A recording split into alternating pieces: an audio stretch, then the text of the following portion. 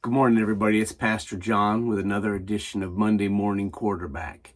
So yesterday we talked about how basically, God is with us during difficult times. I quoted from Hamlet about suffering the slings and arrows of outrageous fortune. But, there are times in our lives where we feel like we are fighting against a sea of troubles, as Hamlet put it. But there's in the context of the scripture that was read yesterday, 2 Corinthians 4, verses 5 through 12, and you can look that up if you want.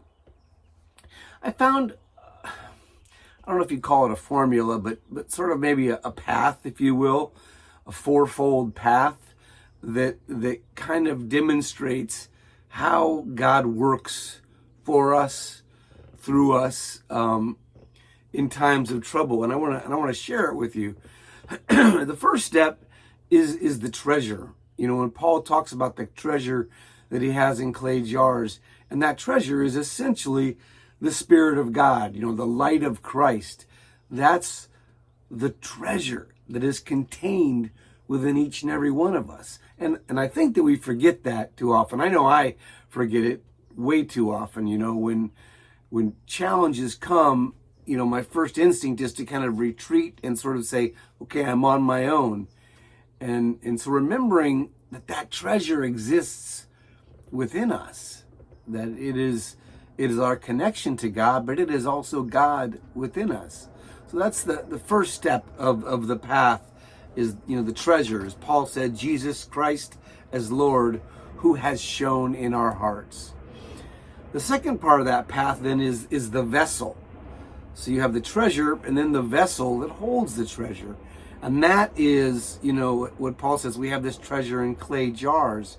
And the reason he used the clay jars metaphor is because they were very common, first of all, and they were kind of breakable, actually, So the vessel that holds the treasure is fragile.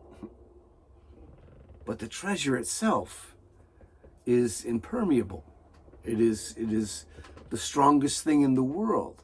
And that's the contrast that I think Paul was getting at, is that, there's this incredible treasure that cannot be broken, but it's inside of these vessels that can be broken and often are. But that must mean that we are not precisely finished. As I said in the sermon, we're down, but maybe not out. And that takes us to the third step of the path, which is the result of this treasure kept in the clay jars. And that is that we recognize that the extraordinary power in our life actually belongs to God.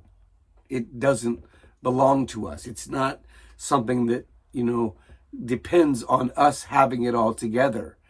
It's a source of power that we tap into, that is within us, which leads us then to the path that we walk, which is we are always being given up to death for Jesus' sake.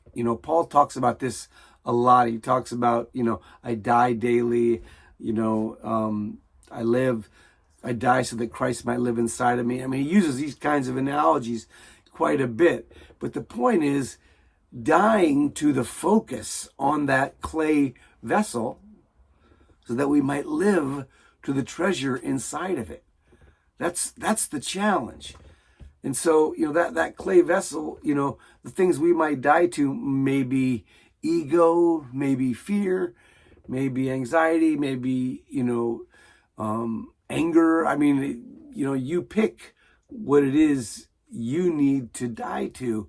But the point is, our clay vessel, which is the fragile part of us, can be broken, but it will never be, totally beaten because of the treasure within. And we must learn to rely on that treasure. So you have your treasure, your vessel, your result, and your path.